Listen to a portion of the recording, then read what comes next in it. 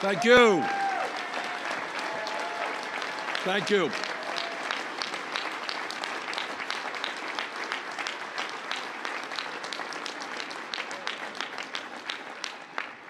Larry, thank you very much for the introduction.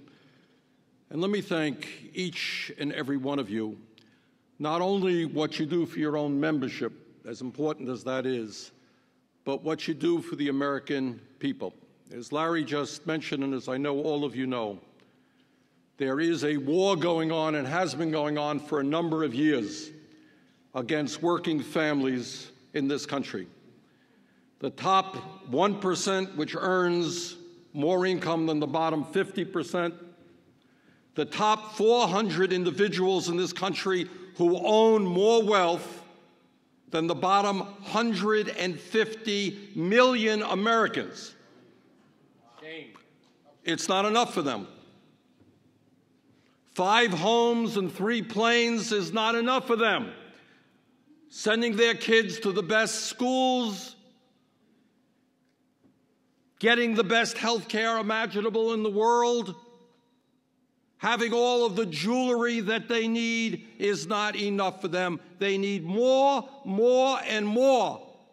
And in order to gain more, and more, they are prepared to destroy the middle class and working class of this country. And you are helping us make sure that does not happen.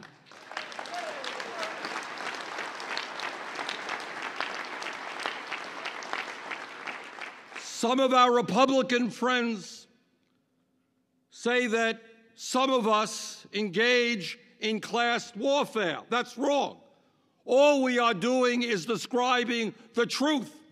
And the truth is there is class warfare going on in this country, and the wrong side is winning.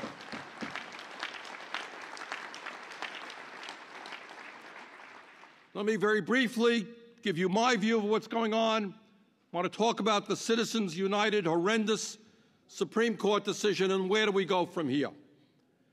Number one, if we do not get our act together, for the first time in the modern history of this country, our kids are going to have a lower standard of living than we do. My father came to this country without a nickel in his pocket, never made any money. But his dream, as many of your parents' dreams were, that his kids would do a little bit better than he did. And my brother and I were the first in the family to go to college. They were very proud. My parents were very proud of that. And now, because of a disastrous trade policy, which has resulted in the loss of tens of thousands of factories in this country as our jobs go to China, as a result of economic policies which have given huge tax breaks to the wealthiest people in this country, while cutbacks have taken place in many, many programs that the middle class needs, as a result of the fact that we are the only nation in the industrialized world that does not guarantee health care to all of our people as a right of citizenship.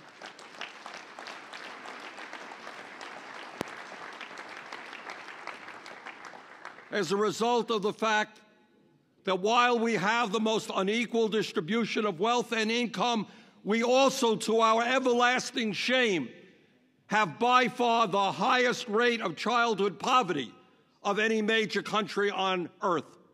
That's what's going on. And unless we get our act together and stand up and fight back, this country is going to end up as an oligarchy with a few people on top controlling the economic and political life of this nation. So we are here together, not just for ourselves, for our generation. We are here for our kids, for my grandchildren, to say that is not what America is going to become.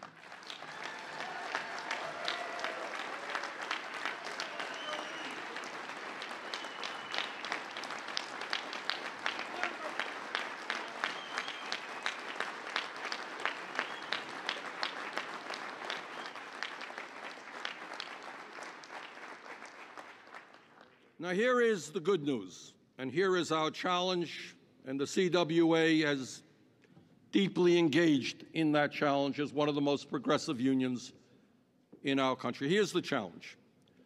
The right-wing agenda, in truth, and I say this knowing something about politics, is a fringe agenda. You go out back home, go to your towns and go to your cities back home, stand out on a street corner, and you ask people, how many of you think it is a good idea that at a time when the wealthiest people in this country have never had it so good, when their effective tax rate is the lowest in decades, how many of you think it is a great idea to do what Mr. Gingrich and Mr. Romney want, give more tax breaks to the rich, and at the same time, cut Social Security, Medicare, and Medicaid? And the answer is, you're not going to find 5% of the people who believe that. And yet you have people like Romney and Gingrich and many, many others in the House and the Senate who are successful politicians and who win elections. Now, how do you win an agenda? By giving tax breaks to the billionaires, sending out jobs abroad, and cutting Social Security, Medicare, and Medicaid. Well, a lot of ways they win it by splitting up working people on a whole lot of wedge issues. But what our offensive has got to be is a simple, straightforward, progressive agenda which speaks to the needs of working people and the middle class. And among other things, what is that going to be? Number one, at a time when real unemployment, not official unemployment, is 15%. If you count those people who have given up looking for work, those people who are working part-time when they want to work full-time.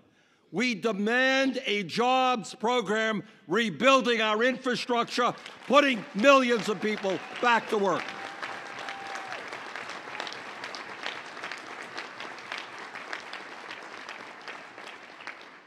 We demand to join the rest of the industrialized world with a single-payer health care system guaranteeing health care to all people.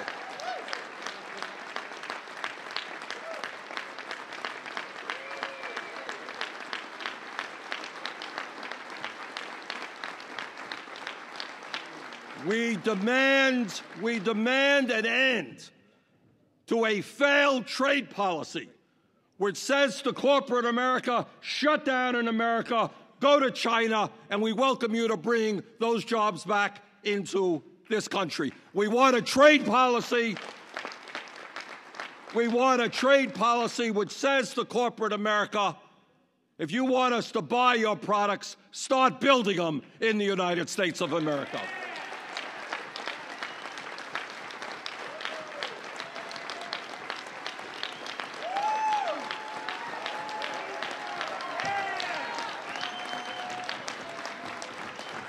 And by the way,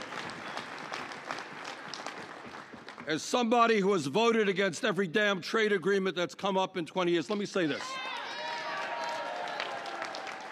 I can remember, I was in the House at that time, and Larry and I discussed these issues. And I can remember many of us saying, you know what they want to do? They want to bring wages, they want to make America competitive with Mexico and China. And the way they do it is not raising wages in the developing world. The way you do it is lowering wages in America, the race to the bottom. Some of you may have seen a piece in the paper a couple of weeks ago. This is what it said. It said General Electric, among some other companies, is happy to announce that they are expanding some manufacturing facilities in this country and creating a few thousand more manufacturing jobs. That's the good news. Do you know what the bad news is? You know what the wages being paid to those workers, new workers? 20, 30, 40% less than used to be the case. So our view is, no, we do not want to compete against China in terms of wages. We want a middle-class, livable wage here in the United States of America.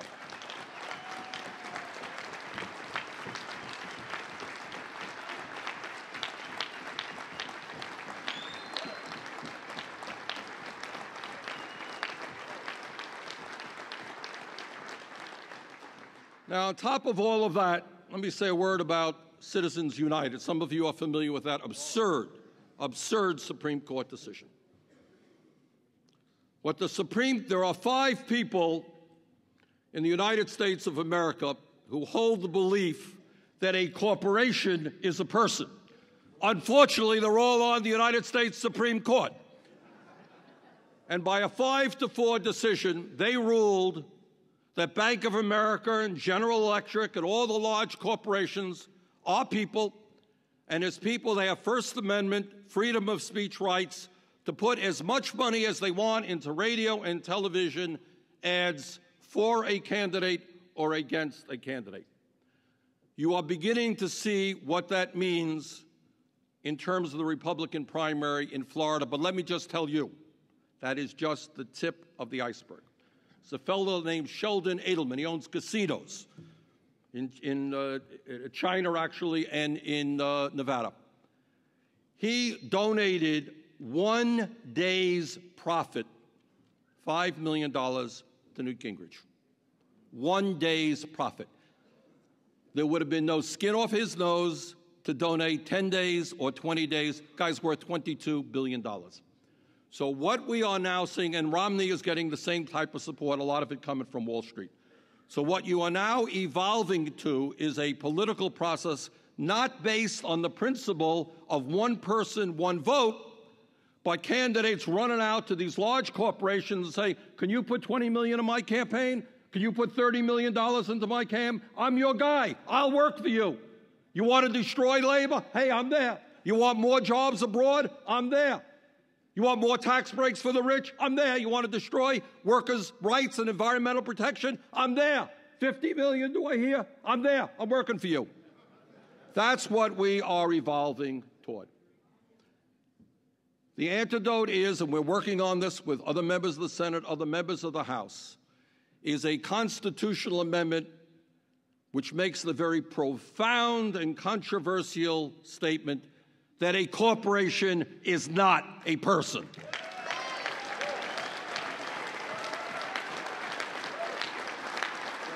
We're actually lobbying on that already. Good. Okay.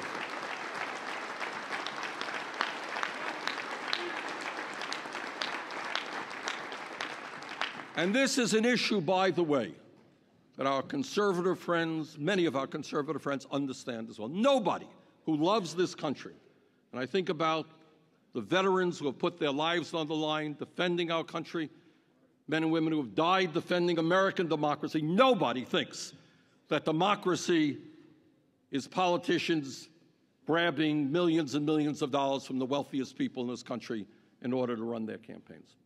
So I understand CWA is actively involved on that issue, and we appreciate it. Let me just conclude by saying this. I've given you some bad news, and let me give you the good news.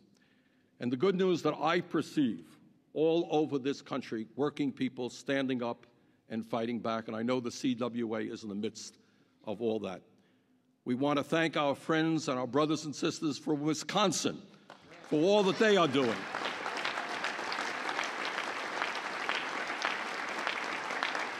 Thank you very much.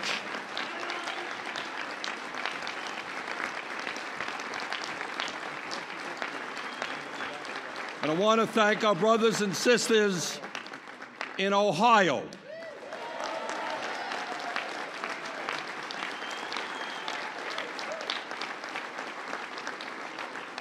And here's the message. And let me conclude on this note. I know you have a long agenda today. And let me conclude in this optimistic note. I believe from the bottom of my heart that when working people stand together in a common agenda, there is no force out there, not even all of the money of these super PACs and these billionaires, that can stop us. Because the simple arithmetic is, at the end of the day, there are a hell of a lot more of us than there are of them.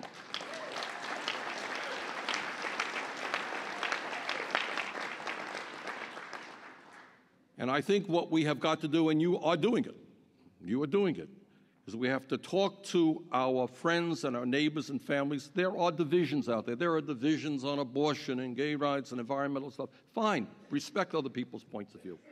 But at the end of the day, when we talk about the need to create the millions of jobs that we and our children are going to need, health care for all, making sure that every kid in this country who has the ability gets a college education, making sure that when workers are at work, they're not getting sick on the job, they're not getting abused. We have an agenda that's a mile long that can bring all working people together if we stand together. We can roll over these guys. We can roll over these guys because they have nothing to say about the major problems facing our country. So I am optimistic if we stand together, if we grow the labor union movement, if we reach out to the young people, if we protect the elderly people. Unity is the issue, and fight back is the slogan of the day. Thank you all very much.